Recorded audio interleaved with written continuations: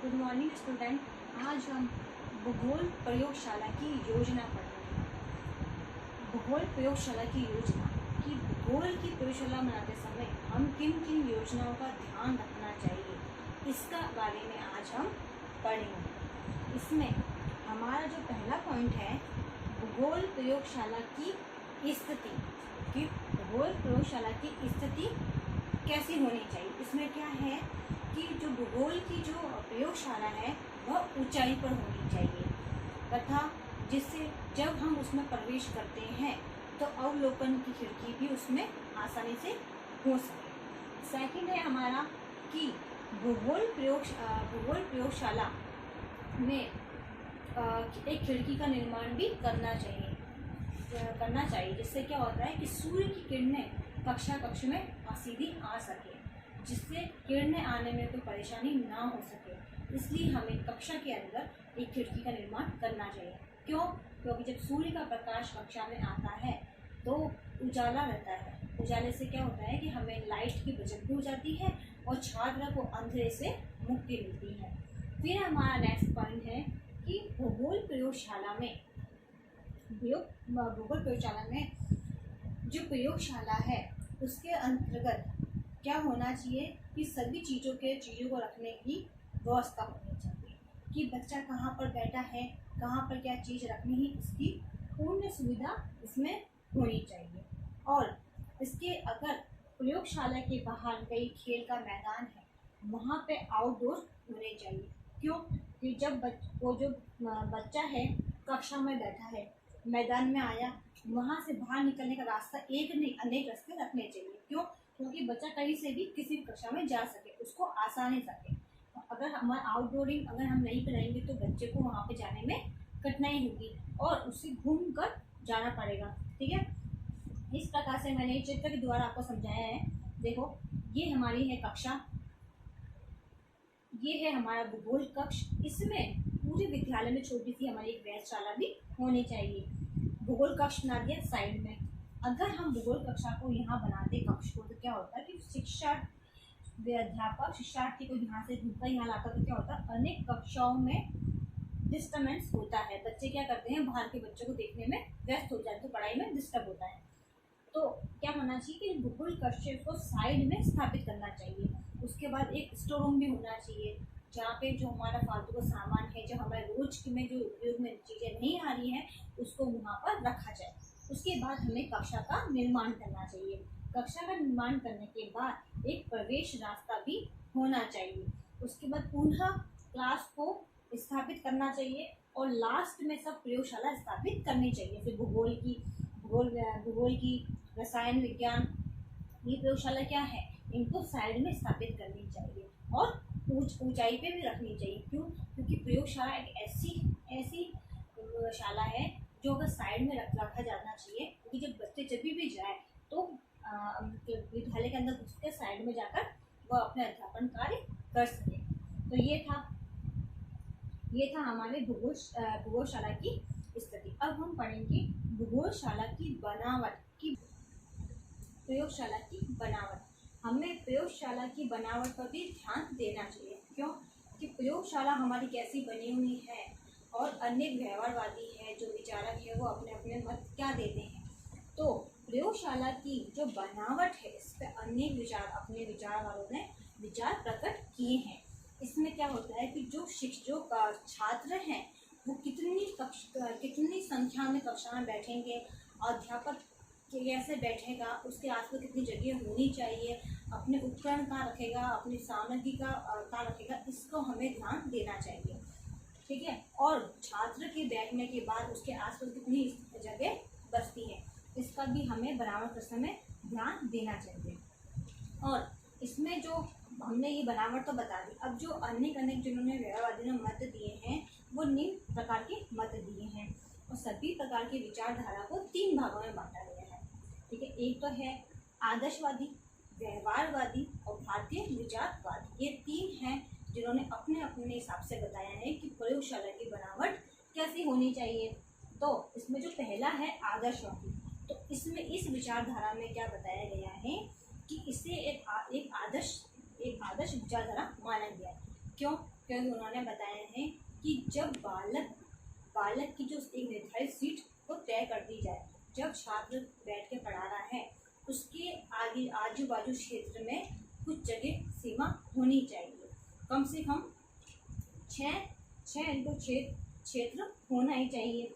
और एक कक्ष में शिक्षार्थी की संख्या अगर मान लीजिए 30, कक्षा में 30 छात्र बैठते हैं तो हम क्या करेंगे, 6x6 करेंगे, 36 आ जाएगा, और 36 को गुणा कर देंगे अपन 30 से, आ जाएगा 1080 वर्ग फुट।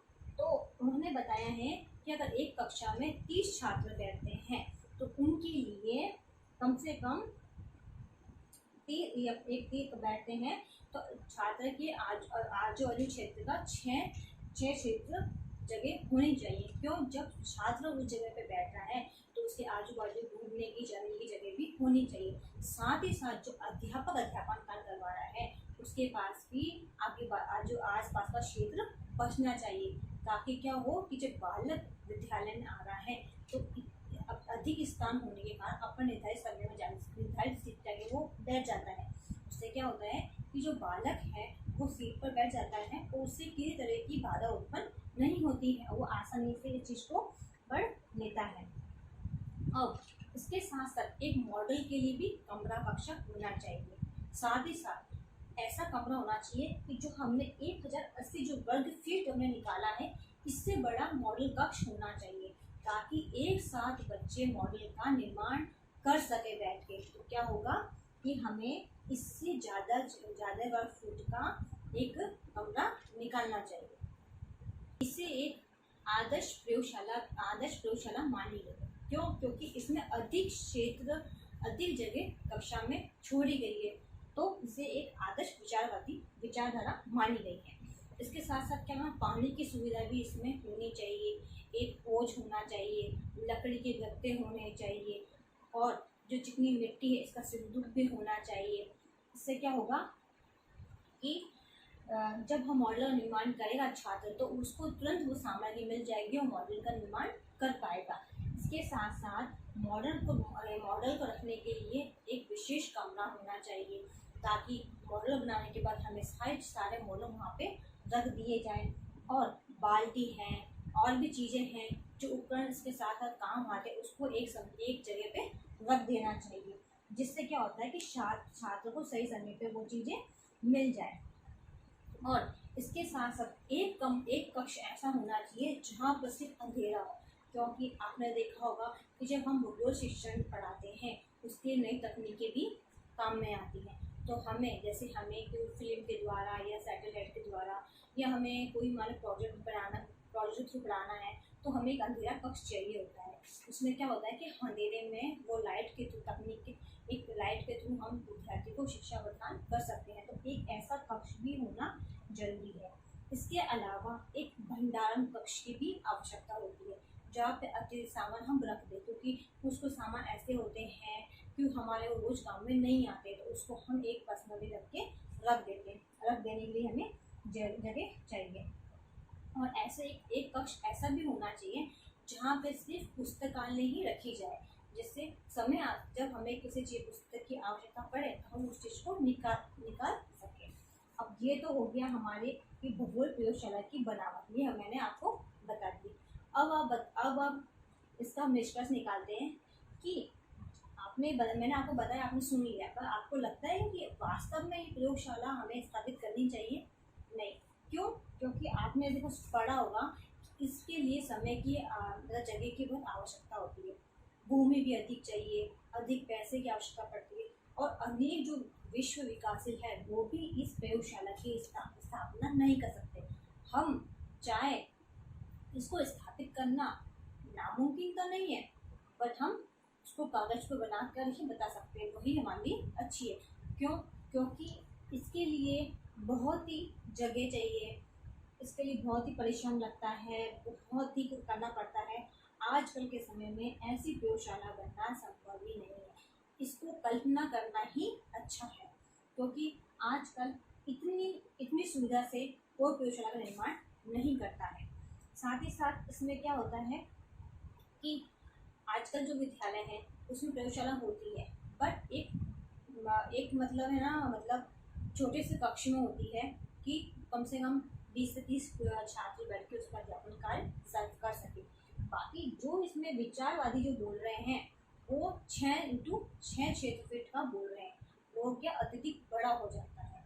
ऐसी सुविधा कोई भी देश या कोई भी विश्व अपने विद्यालय में स्थापित नहीं करता है।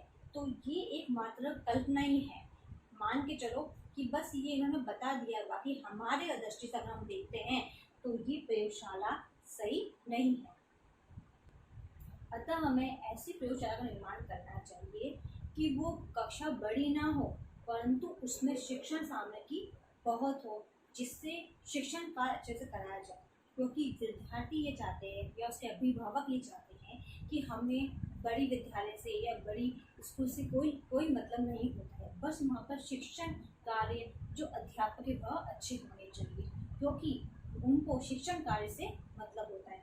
इसलिए भले ही हमारी कक्षा का प्रयोगशाला छोटी है, बट हमारे पास इतना हुनर होना चाहिए कि हम प्रयोगशाला में बच्चे को एक से एक चीज़, छोटी से छोटी चीज़ का अध्यापन कार्य करवा सके और शिक्षार्थी को अच्छे उसको समझ में भी आए।